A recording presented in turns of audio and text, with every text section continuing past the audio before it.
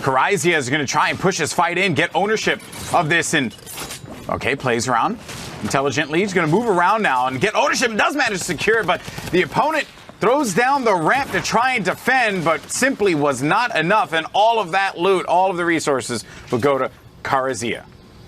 The combat shot he does, even then, though, maybe just going for a few shots willy-nilly. Now, bear in mind, though, there's going to be a player right in front of Perplexy, and I'm shocked. I'm shocked that Zygi did not see that. His teammate goes in immediately, try and get the cleanup, and they do manage to secure that one.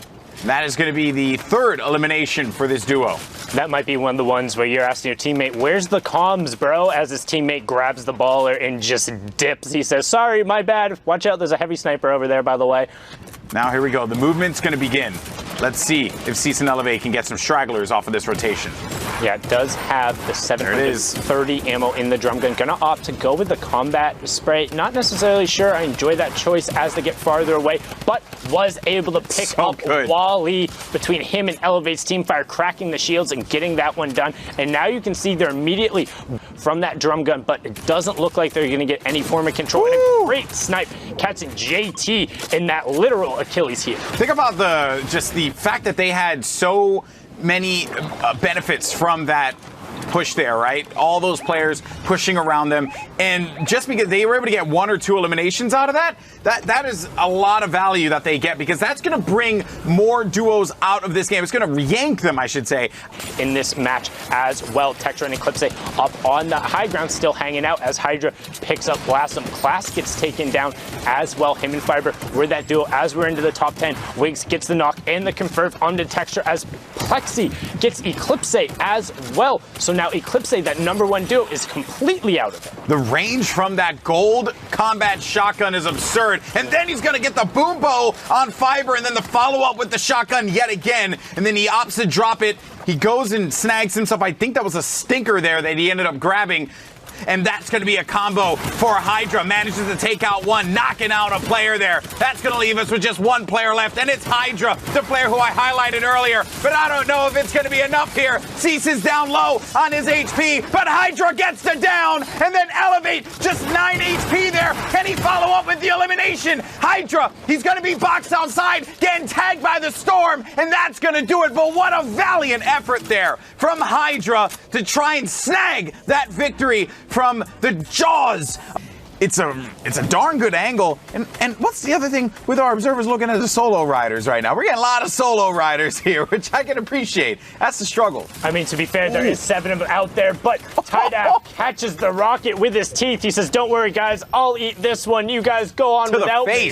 To the face and back to the lobby. Nanolite to that little play by Jamper. If there's one criticism I could give Tfue and Cloaksy, it's when they rotate. They sometimes wait a little too long. But that was the play I was talking about. Nanolite waiting for somebody to play Luke Goblin. The thing is, he's going to do it again because those shadow bombs.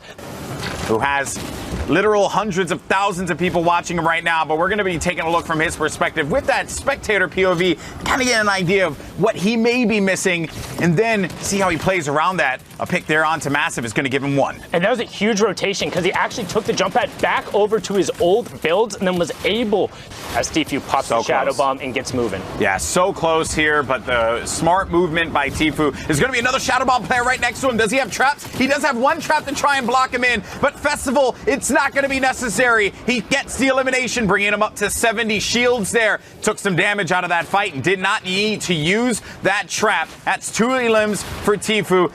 Right in that mid area, but will be pressured by the Ghost duo up above, and Tfue gonna have to deal with a rocket that decided to blow up his home.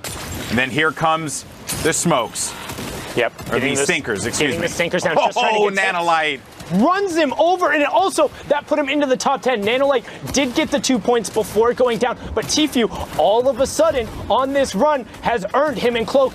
He clutched up right now though. He gets into the water, but needed to establish a build quickly, or else you're going to be dealing with the water, and that is going to slow your movement. But Cairo will knock out Tfue. He's going to go back to the lobby, but a great run there without a doubt from Tfue. Now it's going to be Snood and Twifo up above. Casker and Niddle, the last duo remaining here against the Ghost duo. Niddle, Casker continuing to just box this out. Don't give him an angle to work with, but there goes Explodes. Knocks him down. Is going to catch him a little off guard. Casker coming out from this should lock it up for them. And yes, it does. Tasker and Niddle, what a heads-up play there. Going outside into the storm and then popping up behind Ghost like that.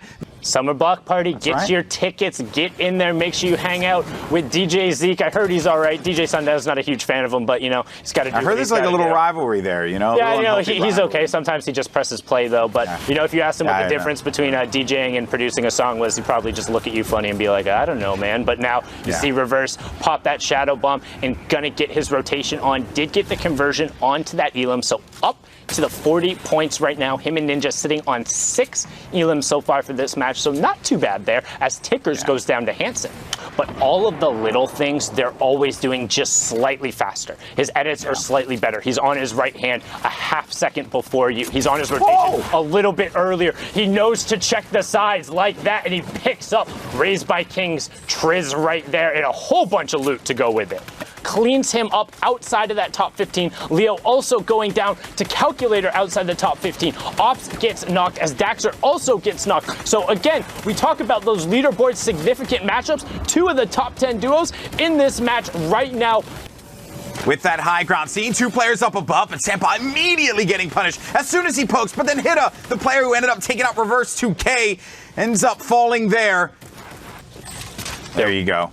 They're waiting, trying to find an opportunity. Again, 6 duos remaining, but only 9 players. So 3 solo riders are out there, and that's it. Calculator goes down outside of the top 5. He misses out on 2 points, and Trappy's going to pick that one up. Roak gets Sir Wings, and it's a 2v1v1 with Trappy working from high ground down.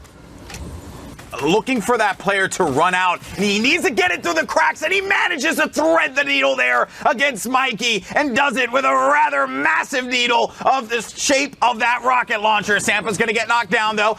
He's gonna get tagged a lot, and he is gonna go down. That's gonna leave it all up to Blue T, the Herculean task of being able to win this game. Does get the high ground from Trappy. Trappy trying to wrestle control back again, but it's gonna be the entire duo up above Blue T. What is Blue T's play? Is he slows down, pops a mini, gets the shields back, but he's gonna get eaten up there by Trappy. GG, the victory royale. There's no one gonna be located in that area. They actually drop back closer to that house that's actually going to be up right now. They also have some movement with the form of a launch pad. And they're going to have to use this, and there you go. Yeah, and you can see the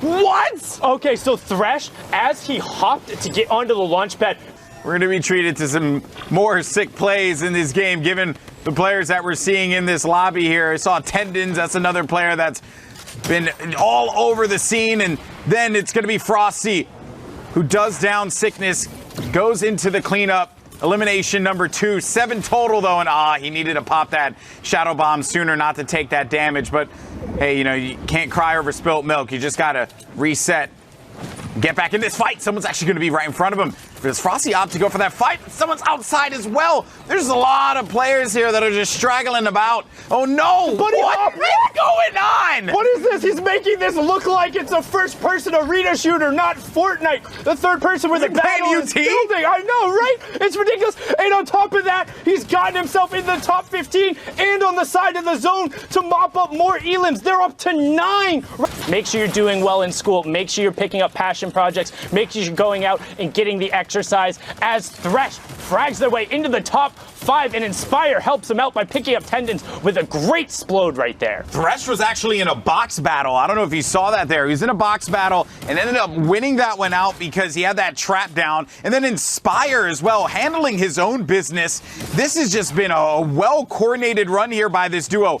Working around, looking for that opportunity. Thresh has barely any HP remaining. He needs to get something fast, and he does manage to snag it against Clutch. He's hurting, though, as well as Inspire, who's going to be down low on HP, but will have the ultimate high ground. And then Thresh clutches it up, does manage to take out Chunky, gets the cleanup, finds another one outside, and this is it right here. Your graduation was pretty awesome, but you just got yourself a victory royale on the Fortnite broadcast. And you gotta be happy with that one. 15 eliminations, 10 points with the victory royale.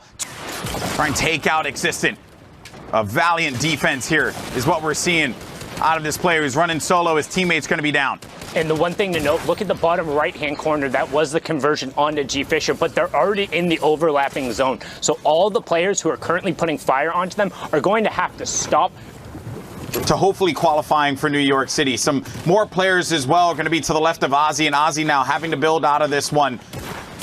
Is going to establish all of this presence here, but only has 7 builds remaining. Will own this wall. Has to get through quickly enough, and then he's going to pop laser right in the noggin. That was so smart. He threw a wall on one side of the door, so laser went out that, and he's like, it's the old rope-a-dope. Opens the archway on the other side and then walks around, hits the one tap, and it also puts him straight in the top 15, and he's going to get as much of those resources as he can. Unfortunately, it's only 7, and now he's stuck on the low ground, but he's into the top 11, but no more mats, GB. He has nothing left to work with here.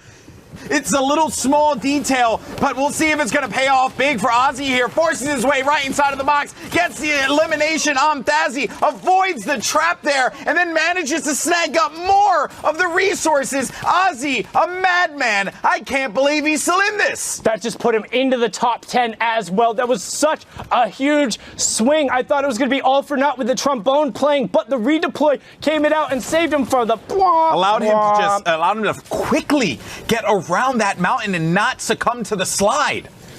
Meet back up with Wallspar. Just throwing it out here, by the way. Vincento and Benzo are still in this one here. Jeffries is going to get dominated by that purple combat shoddy, and they're up above. They just take out Rokane. And here's Slay along with Wallspar. They got 4 eliminations, so close, and Vincento's going to go down, not before getting a down of his own onto Angel. 9 players left, 7 duos remaining, Sundown.